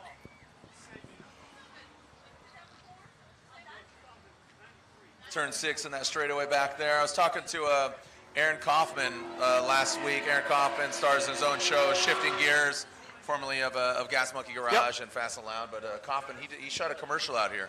Really? Yeah, I was like, yeah, I'm going out to M1 for something called Speed Ring. He's like, oh man, it's a heck of a track. He had a good time out here. So Yeah, he's started doing a lot of motorsport stuff recently. yeah, he's they're in Colorado actually right now. They're at Pikes Peak International Raceway. Oh, nice. Yeah, there's nice. a Rock and Rumble. It's just a truck show. But anyways, I was talking to him about it, and he got to drive Jack Roush Jr.'s GT4 out here. So it's pretty. That would not suck. No. That's for sure. Yeah, not at all. All right, so that Kotek Corvette still out there trying to throw down some fast times. Yeah, that's Jason Harding with a 110.4 so far. Your leader currently in track mod for the #1 seed spot into the bracket battles tomorrow. Looks like it might be Luke McGrew in his Viper ACR with a 108.939, but Jason Harding looking like he's using every single bit of the track here at M1 Concourse. You're going to see him cut right in front of us right here. Checkered flag is out for Harding. This is going to be his last lap here for this session. One more corner for him. Let's see, can he do it? What do we got, bud? Jason Harding. He had a 110.486. 110.777, so just a little bit slower. All right, so 110.4 stands to be the fastest for Jason Harding. That's a wrap for this session. Up next, Unlimited. Unlimited. Oh, no, we've got one more group we do of have track another modified cars. One more group of track apologize. modified cars. All right, so track mod, one more group of track mod. And then we move on to Unlimited. Kind of counting. Looks like we'll see Scott Shadbolt. That was that really clean E46 M3, the white one with the blue wheels. Yep, great So looking he'll car. be out there. Joe Melky out there, that car number 555. He'll be out here on track soon. That is a Subaru WRX STI. Sounds really awesome. Matt Jensen out in yet another Corvette. We've got Grant Walker in that Mechanical Advantage Racing Miata. Okay. So that kind of flat black one that we saw earlier. Chad Slag out in that red Civic that was blowing some smoke. Yeah. It looks like he's lined up, though, so hopefully he's fixed that issue. And Steve Sullivan out in car 669, Honda Civic another SI. Honda Civic SI. So we got a couple Civics up against a Corvette. It really shows you in this class there's potential for a lot of cars to go really fast. The rules are kind of balanced that way. Yeah. Right. So the front-wheel drive and rear-wheel drive cars can run a little bit bigger tire than the all-wheel drive cars, and similar things to that. So it should be interesting to see how things shake out. Nice, beautiful, casual day here at M1 Concourse. We are in qualifying. We are live. So if you're here in the building, metaphorically speaking, let everybody know they can tune in thespeedring.com/live. Tune in and watch today's action as well as the main event tomorrow. Sunday, the Speed Ring, M1 Concourse, Pontiac, Michigan. Be there or don't be there. Watch us live on thespeedring.com/live. Yeah, I know this event, we kind of had like a localized stream last year. Yep. And, because we didn't really know what to expect. It was going to be a first year for it. And just seeing the reaction from everybody and the excitement, Yep. it's hard to convey that. And even in a video or in maybe an article or something, having it live streamed where other people can kind of follow along, no matter where they are on the globe, really kind of adds to the event, I think. Oh, for sure. And there's events all over the world, and streaming has really just grown the whole community overall and awareness. So it's cool to come here to M1 Concourse, a unique track that's normally not open to the public. Yeah. So there you go. You see Joe Melky there in that 555 Subaru. We also have, that's that Mechanical Advantage Racing Miata, driven by Grant Walker. Chad Slag there in the red Civic. And Steve Sullivan here, I believe, in that E36 M3. So we were talking earlier on what car, I might buy. Yeah. If it was going to be a daily driver for that, street mod class. Track mod's on track right now, but for street mod, I completely forgot about the E36 M3. Yeah. A little bit more practical than an S2000 that I chose. So it might not be a bad choice, to be honest. Yeah, I like E36s. They always have I'd get a 4-door. I'd get a 4-door over a 2-door. Yeah, E36. I think they look better. Same thing with the E90 versus 92. Totally. I just think the sedan looks better. Yep. Yeah, Bucky Lasse's a homeboy of mine. Oh, yeah, he's got that white one. He had a white E46, but before that, he had a black E36 4-door with peanut butter guts. Oh, nice. Which I normally don't like peanut butter guts, but the that car black just works. with the peanut butter, it looked proper. Yeah. It was slammed on some HREs. It was good. It was a good car. Good car. And then he supercharged the E46 and just wasn't as reliable. That car sounds like a jet ski when it runs. Oh, the really? exhaust note. Yeah. Sounds like it might be a good track modified car. You should get him to bring it out. What's that? Oh, he doesn't have it anymore. He doesn't have it anymore. Ah. He's on Subaru now. So, Okay. Yeah. Oh, yeah, that's right. He's got a bunch of Subarus. Only drive Subarus. Yep. So Subaru's like our buddy Joe Melky out there in that 555 car. His outlap ran a 121.3. I know he can go a lot faster than that. He was here last year, ran really quick. So we'll see what some of these lap times are when they come in here. Yeah, see, Joe Melky down already now to a 116.556. Scott Shadbolt with a 114.0. There's Joe Melky right there. Joe just ran a 116.556, and that car number 555. That thing's actually, looks like it has a full cage in it. Some wider fenders. I think sounds pretty good too. Looks like you could rally that thing. I'd like to see that thing. It's got a higher ride height on it Yeah. than some of the other track-based Subarus Yeah. that I've seen. I'd like to see that thing with more aero and maybe a little lower. It might perform a little better, but it seems to be working out for him. We took a page out of your book and put a cage in his car. So Right. he's doing something right. So Joe looking to run even faster. Right now we're looking for better than a 116.556 for him. Looks like he ran a 114.7 earlier today, so he's definitely got it in him.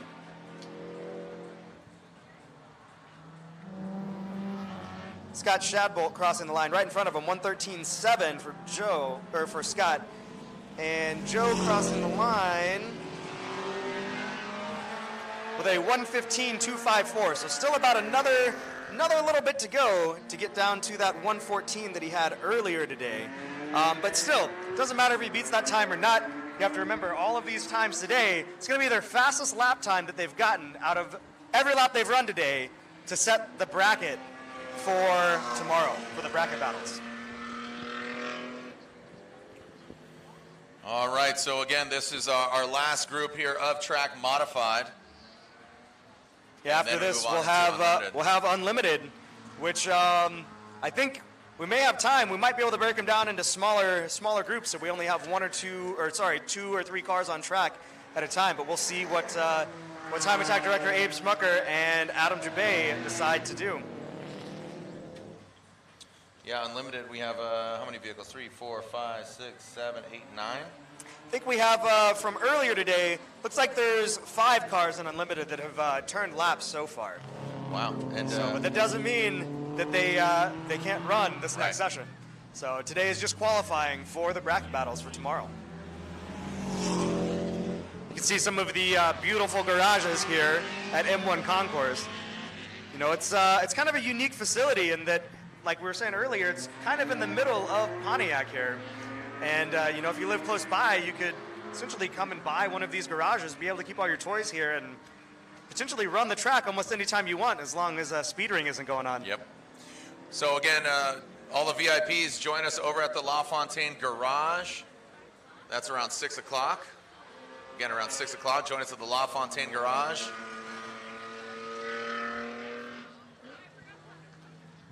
And there you go, Joe Melky there, trying to best his 114 that he ran earlier today. Currently for this session, he's down to a 115.3. Your fastest of this session, though, Scott Shadbolt, out there with a 113.202. That is that white E46 M3 with the blue wheels that you see. Man, I'd love having this drone. Yeah, some great shots. Fantastic. I love the E46. There we go. There's Scott Shadbolt so far, your fastest of this session so far. Right behind him, though, is Chad Slag in that Civic. 116.4 so far for Chad. But Chad's fastest, that's actually Chad's fastest of the event so far. He's minimized that smoke there, that's for sure. You know, if somebody told me, hey, this white BMW has blue wheels, and I didn't see it, I don't know if I'd like it. But you like that? But now seeing it, it really doesn't look that bad. It really doesn't. So I kind of like it. It's different. You can see Scott's got that big front splitter on there. Got some good, some aero on the back. And the car looks pretty properly. See those big gussets there going down the A pillars. So that thing is fully caged. It's a pretty much an all-on wheel-to-wheel race. So Scott Shadbolt down to a 113.2 right now. Looks like right here, he's almost to the start-finish line. We'll see if he was able to beat that 113.2. There we go. There he is right there. Timing, it's like a 1:15.251, so still not quite faster. Are we doing that? Are we? I was just doing it behind you. I was like. I just ripped my headset off, man. Got so excited. So excited. I can't dance on live cam though because my wife thinks I don't dance, and I think she's watching the live stream right now. Oh, you got her convinced? Yeah. You don't dance at weddings? She's convinced. Like, babe, I don't dance. Barely. Like we slow danced at our wedding. That's about it. Okay, that's whack. I demanded at our wedding that I did not play the chicken dance song or any of those corny like group like the Electric Slide or anything. No. The Cotton Eye Joe. Yeah, I hate all those. Strictly. The Macarena. Strictly, no, out. Strictly Africa by Toto the whole night. Yeah. No. That's it. Just on repeat. Yep. So people keep sending me. That song has made a huge comeback. It's incredible. So people keep sending me messages. So supposedly somebody in Bristol, England, is playing Africa by Toto for 5 straight hours back to back at a club to raise money for Africa. Instrumental playing it, not playing it as a DJ set. Really? Literally 5 hours straight to raise money for those in need. That's in a Africa. freaking great idea. It's 5 hours of Africa by Toto. Is that the name of the event? I don't know. 5 hours of Africa by Toto. Then I think it's called Bless the Rains for Africa. There we go. There's Chad Slag. That car's pretty quick. 116.495 so far. We'll see if he's able to best that time at all. He ran a 120 earlier with a bunch of smoke pouring out of the rear of it. So hopefully he can drop a little bit more time.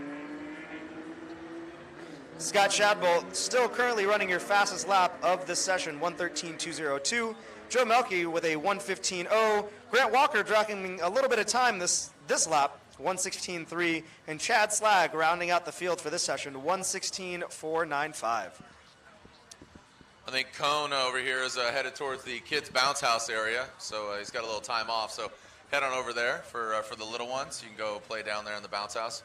Cone's got his coach whistle, so any foul play, he'll call you out.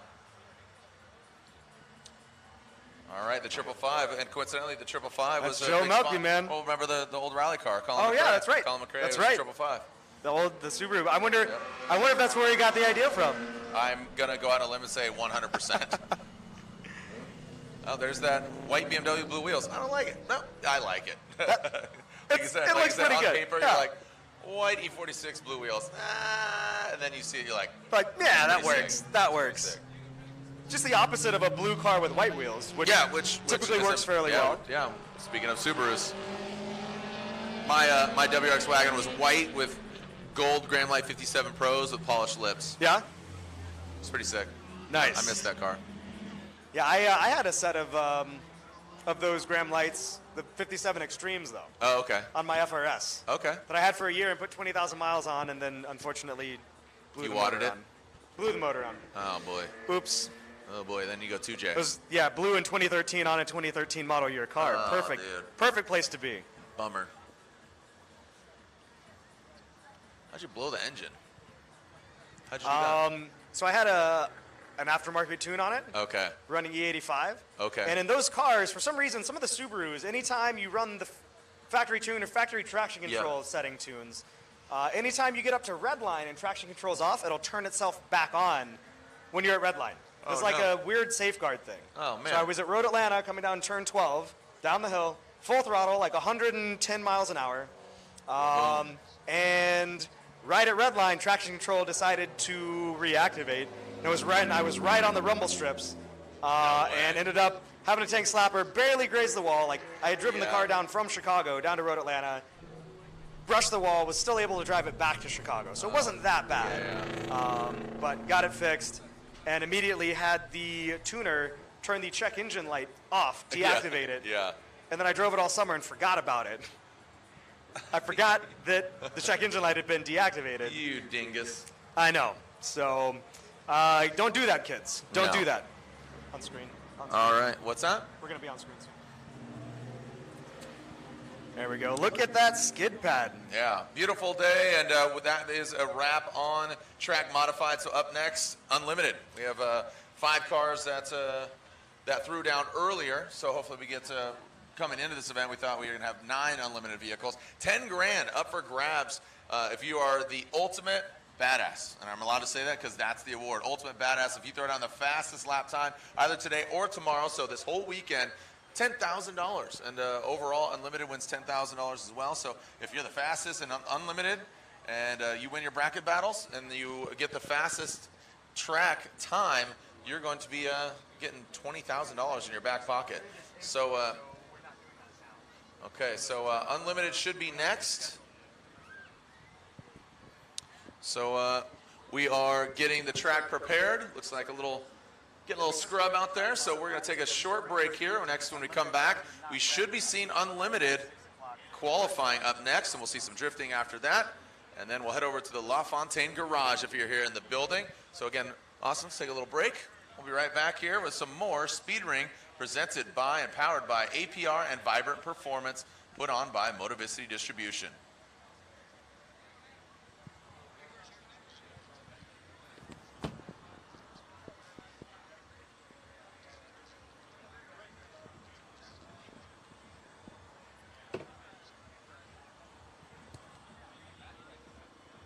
Copy that. Can you cut to something besides us?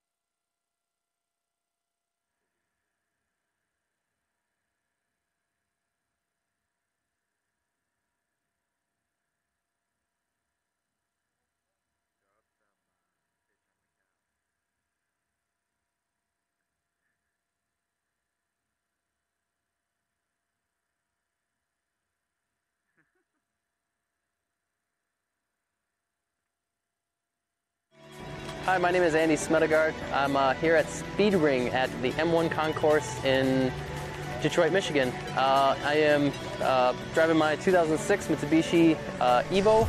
So the car makes 530 horse, 450 torque.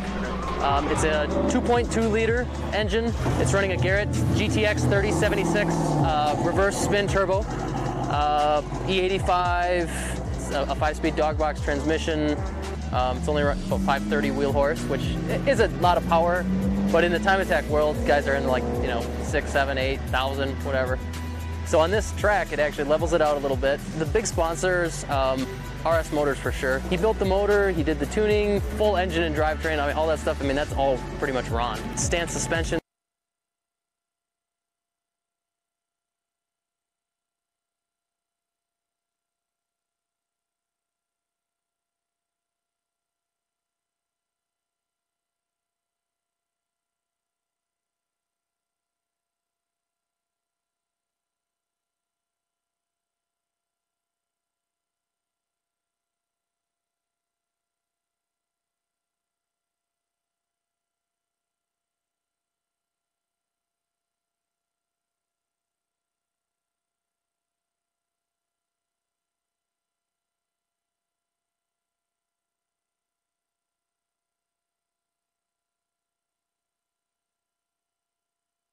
Hey guys, my name's Richard Boak. I'm out here with K&J Motorsports, Steelcase Tires, and Pirelli, and we're running an unlimited all-wheel drive here at the Speed Ring at M1 Concourse. So I've never done Speed Ring before, but we're really happy with the way the event's gone, the way the Motovicity guys have run it.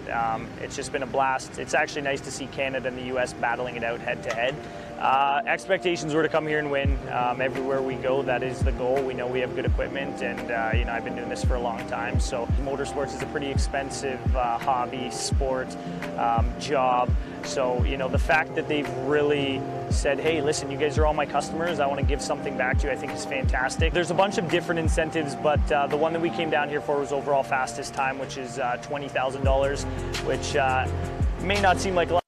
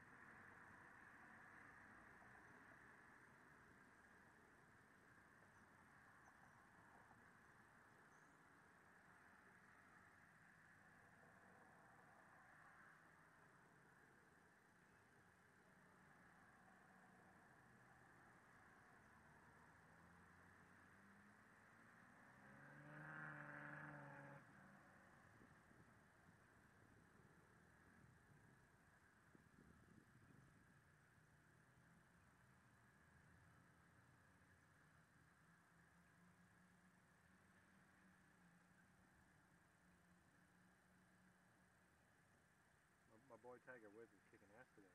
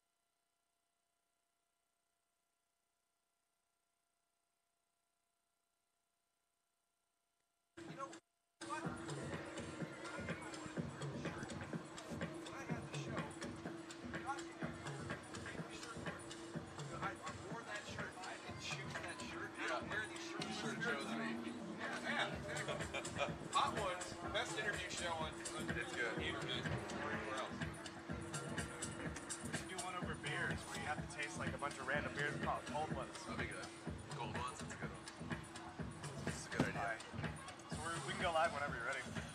Just talk about Bogue and how he, like, you might not remember, he threw it away last year.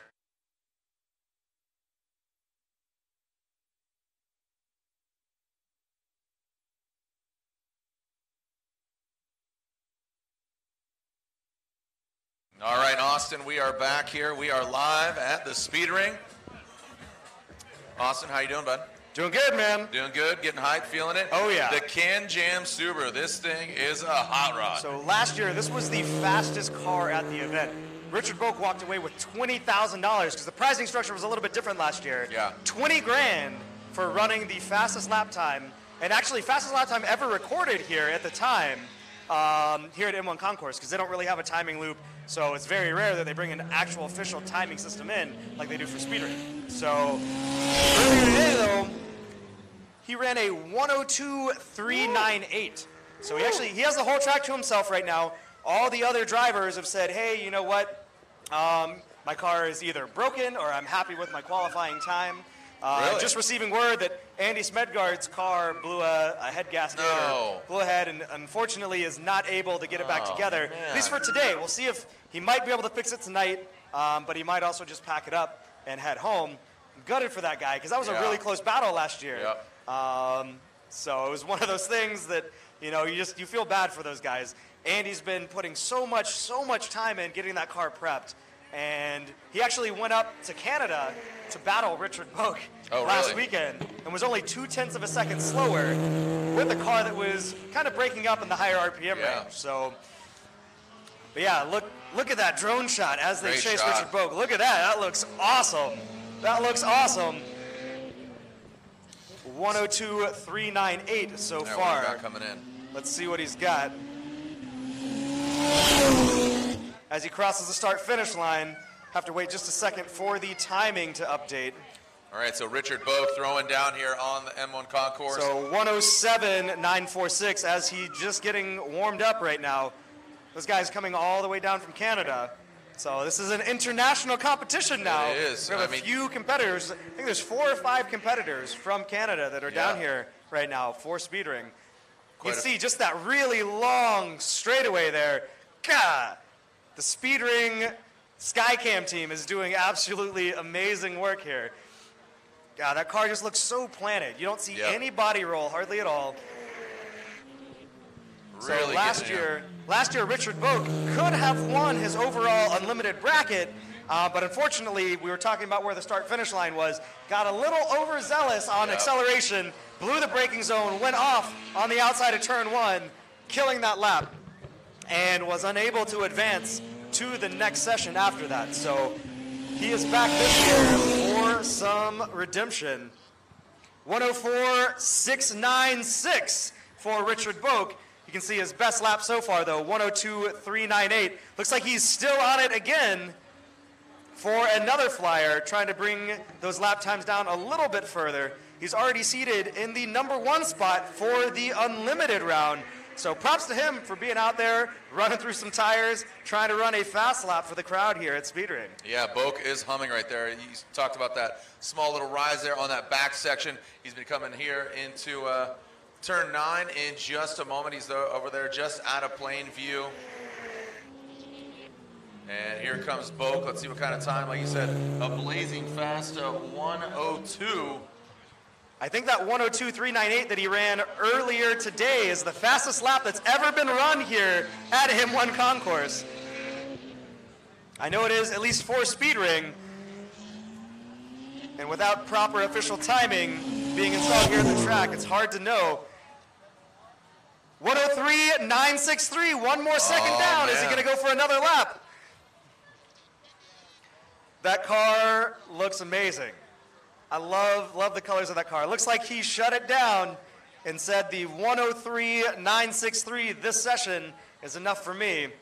So his best of a 102.398, that is the top-seeded fastest lap time for this event, top-seeded for the unlimited bracket battles as well. So there is the chance that he may be going home again with a $20,000 prize. Yeah, I mean, right now he's sitting on 10 grand. Yep. And it's somebody else to try to challenge him, and I would say that Smedgaard was was the challenger, but as you said, blew his head gasket. So it looks like Bach is crawling through this one, keeping the car cool. It doesn't look like he's at pace. Yeah, we'll see if he brings it in or if he's just taking a cool-down lap to let the motor and the tires cool down and goes for another one. But that car, you can tell, it looks really, really wicked. They run that car up in Canada in the CSCS series a lot. Nope, Richard Bach coming into the paddock right now. Looks like that is it for this session. All of our other unlimited class, there we go. Look at that as Richard Bach goes by, heads back into the paddock. So that is our last time attack competitor here. All the brackets, all the qualifying lap times are in now, and we will go build some brackets. We'll be back tomorrow with the bracket battles. Believe we might have a little drifting session here to close out the day. Still got 30 minutes. The track goes cold at 6 o'clock, but all the VIPs are going to make their way over to the La Fontaine garage or head over to the VIP tent. But we're going to be seeing some drifting here. Got a FC headed out there. Don't know if Scaleric's going to light them up, but M1 Concourse, you know, we've had some drifting here before, but just a little sideshow. Just having some fun. Yeah, I want to see some drone footage of this drifting. Look at this drifting shot. Drone footage is always awesome. All right, so again, we're going to wrap out the day, put a little exclamation point on an awesome day here at the Speed Ring, powered by ARP and Vibrant Performance. But again, stick around. We're going to watch some drifting here and see some full course, because with the naked eye, you can only see right here turns 9, 10, 11, and 1. Now, so drifting is something that through some other events that we run, I have started to really enjoy. You know, as a track day driver and, you know, time attack driver, I wasn't a hater, but I didn't really like see the appeal, to be honest. But now that I've been around it a lot, I love it, man. Yeah. That's my favorite thing to like sit and watch. Wow, at really? Some of these other events is just drifting. I just love it. Good. So, I mean, what are some of the big things when it comes to drifting?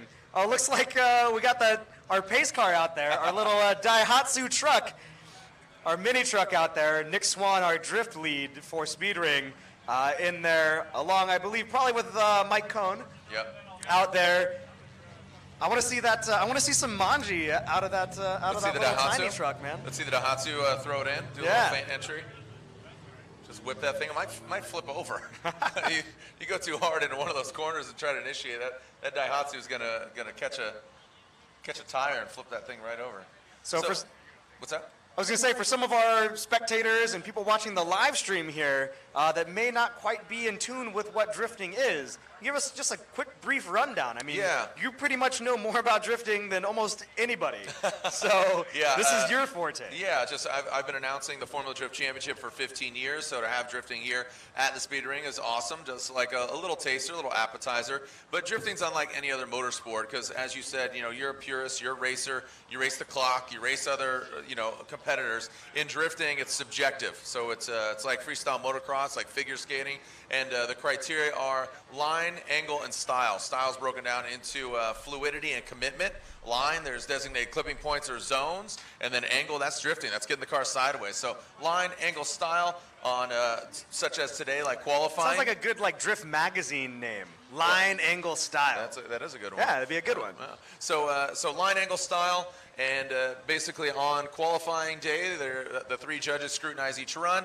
Then going into brackets, similar to that of bracket battle here at Speed Ring. The drivers advance. They go head-to-head. Two cars on the track at the same time. One car leads. Adhering to the judging criteria, the chase car needs to utilize the lead car as a moving clipping point. Wherever the lead car goes, they need to follow. Obviously, if they jump off a bridge, like your mom said, don't do as your friends do. Don't jump off a bridge as well. And then they switch it up. Chase car is now lead car. Navigating through the course, driver A, driver B, or if it's too close, they go one more time. So 32, 16, 8, final 4, and then the finals.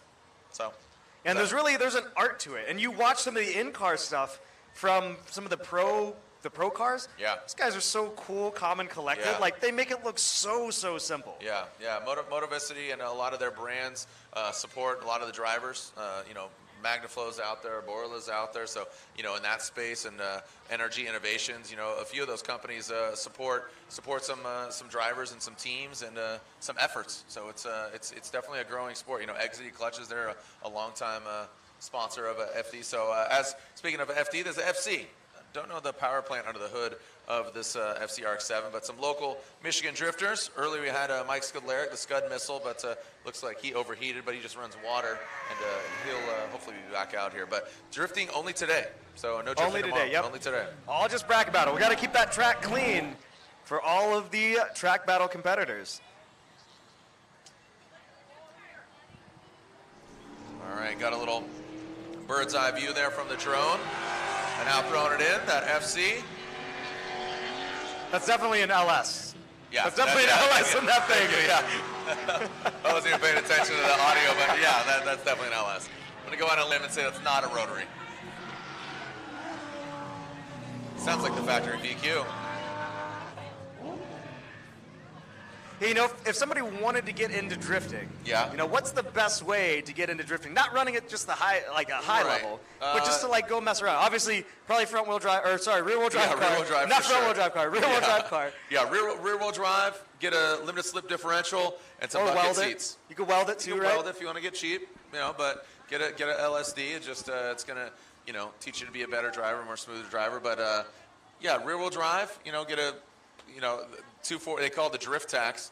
240s aren't as cheap as they used to be because of the drift tax, because they're just hiked up. But Yep. you know, E36s are getting popular for drift cars. They're starting to get a drift Now, tax. do you on think that. that's because it's a relatively inexpensive Yeah. rear wheel drive platform? Entry level S chassis, either 240SX, which is a S13 or S14. Those are just super popular because rear wheel drive, decent horsepower with a KA engine. Throw a turbo on it, you can get, you know, 250, 300 horsepower, and it's fun. Now, what But, about 350Zs like we see right there? Because those Zs are are relatively inexpensive now. Yeah, Zs are getting cheaper, and the parts are getting more readily available. The power plant's a little lacking, that VQ. The VQ? Yeah, so, you know, it's just, you know, putting a turbo kit on. I know it's pretty a company expensive. that sells lots of parts That for what? all sorts. I know a company that sells lots of parts for all sorts Yeah, exactly. of yeah. vehicles. No, a lot of them relevant here displaying and out here. Nice shot, look at that. Nice. Airing it out. Yeah. Using all that sweeper. That was that S14 there. Really just throwing it all out there. That's got to be fun, man. That's a great big sweeping turn, and he linked that whole thing across the finish line. So someone in the Midwest wanted to learn how to go and drift. What's a good organization out of the Midwest? Do you happen to know? Drift Indy out of Indiana. They're Midwest Drift Union as well, MDU.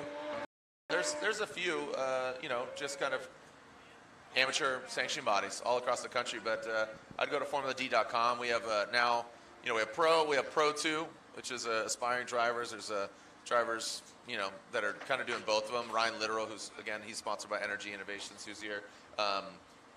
Also Forrest Wang, they're involved with him. But anyways, Pro 2, and then Pro-Am. And there's so many different events across the country, though. Well played. Bad joke. You sure you're not a dad? Not to my knowledge. I might be. Just, I don't know.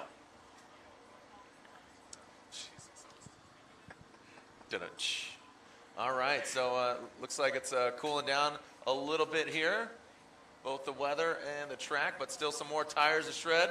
Swan there, checking the car, make sure everything's up to snuff. And we'll be sending it just a few more times. And we are back here. What time tomorrow? I believe the live stream will be live at 9:30. Wow, bright and early. So our first bracket battle is at 9:30, I believe. Awesome. So the schedule is available on the speedring.com, though it is subject to change. So make sure you go there and check that out. Don't wake up super early after your night out. Go ahead and check the schedule now, because I may have been misinformed. 10A. There's turn 10A. Homeboys flying in there. Little Manji. See him flick it back now into 10B. You. Sick. Yeah, and this year for bracket battles, we're actually running it a little bit different. Last year we ran all of the classes and figured out the winner. And I think this year we're actually going to do something a little bit different. So we'll see what that format's like tomorrow. Should keep the excitement at an all-time high by the end of the day. Okay, we're gonna be peaking by the end, huh? Giving out all that cash, 35 grand up for grabs between the three classes and the ultimate badass. Which again, I've announced a lot of events, and Never had that I've one, huh? never had the privilege of of giving the ultimate badass trophy to anybody. So. Yeah, I wonder what it is. We need to to find out what that UBA the trophy UBA, is. The Yuba? Is it the Yuba or the Uba? The Uba? Uba? The Uba. Uba sounds cool. Uba? Yeah. It's like you're in Boston. I gotta take an Uba. I gotta take an Uba down to the airport. Again, another dad joke. Like I said, you might be So a dad. bad. I think somewhere you might have an illegitimate child. I had a station wagon. Yeah, it kind of fits. Yeah, you're a dad. You have to sell the motorcycle. No, you don't. You're not selling the motorcycle. No, you just buy a sidecar. Okay, there you go. Buy a sidecar when you have a kid. All right, so a few more tires to burn there. Swan giving a thumbs up. That S14's out there shredding. FC had a little bit of Look issues at how there as we go. majestic that beard is on that Nick Swan. Oh, Swanee. Super majestic beard. Are you jelly of his beard? I am. I'm super jealous. You could grow My that. hair follicles aren't close enough together to grow Get a real beard like technical that. here. Like Real I'm technical. part Asian, so we're used to the Yeah. warmer climates. I'm not equipped for like cold hair follicles close together. Never really heard of the breakdown of the theory for. No, if you look, there's not very many Pacific Islanders or Southeast Asians that have Yeah, beards. true. Or if they do, they're kind of sparse and like they just do the chin beard, the long chin beard, and that's it. Yeah. But that's what it's from. And then you look at people from like Eastern Russia or just like Eastern Europe and stuff Yeah. like that. I'm pretty sure that's what it's from. Maybe Darwin was right. What's that? Darwin was right. Say it one more time. Darwin. He was correct. Yep. All these All right. stupid, not pop culture references. And there is the stage tomorrow where we're going to be giving away not giving away, but rightfully deserving the prize money and the trophies between the Ultimate Badass and our three classes. And right now, the guy to beat, Richard Boak, in that Can Jam Subaru, man. He's sitting on 10 grand. It's for his to basically lose or get taken, knocked off the pedestal with that 1002. Or sorry, 102. Yeah, you know, I wouldn't be surprised if tomorrow we see him go even faster than that, maybe even down into the 101s. Yeah. So if he wants to, with Andy Smedgaard being out right now, he doesn't need to fully send it. He's in a good spot, but it's important. Last year, if you remember, he went too hard, Yep. put the car 4 off, and ended up knocking himself out of the Wow. bracket battle competition. But he did still walk away with the 20 grand last year. Right. This year, there's 20 grand up for grabs, but 10,000 goes to the fastest lap time. 10,000 goes for first place in the unlimited class. Remember, if you are a VIP here with Moravsky, head on over to the tent, and we're going to that LaFontaine garage. As this S14 continues to turn it and burn it.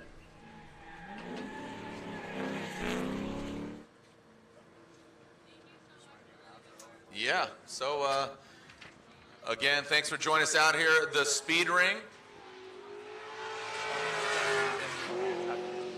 All right, so a few more tires to burn here. Thank you guys for joining us here. Motovicity presents the Speed Ring, powered by Vibrant and ARP. And also, thank you to all our sponsors who make this event possible. Presenting the Unlimited class is SuperTech, and the Street Mod class is Fuel Lab, as well as NGK and CSF. So I want to thank all our sponsors, including McGuard, Royal Purple, Dynan McLeod, Redline Oil, King Bearings, AEM Electronics, Fluid Damper, Borg Warner, Tile, Mishimoto, Enos Oil, Exit Clutches, and MagnaFlow. So again, this is Speed Ring, powered by Vibrant Performance and ARP. It looks like we'll be live tomorrow at 9 a.m. with the quarterfinals bracket for all three classes. At 1, we'll be live with the semifinal brackets. And at 3:30, we'll see who takes it all in the finals bracket for all three classes. Absolutely awesome. All right. So, Austin, any closing words here, bud? No, just tune in tomorrow. And it's going to be an all-out war, especially in the track modified class. Our top 8 seated cars are within about a second to a second and a half from each other. So those brackets are going to be pretty close. So that's where most of the action will be tomorrow, is in that track modified class. Really, really looking forward to that one. Awesome. All right, so 10 grand for the winner there in in the ultimate badass, 10 grand for first place in unlimited class, then 5 grand for track mod, and 5 grand for street. All right, thanks for joining us. See you guys tomorrow here at the Speed Ring, powered by Vibrant and ARP. I'm Jared DeAnda.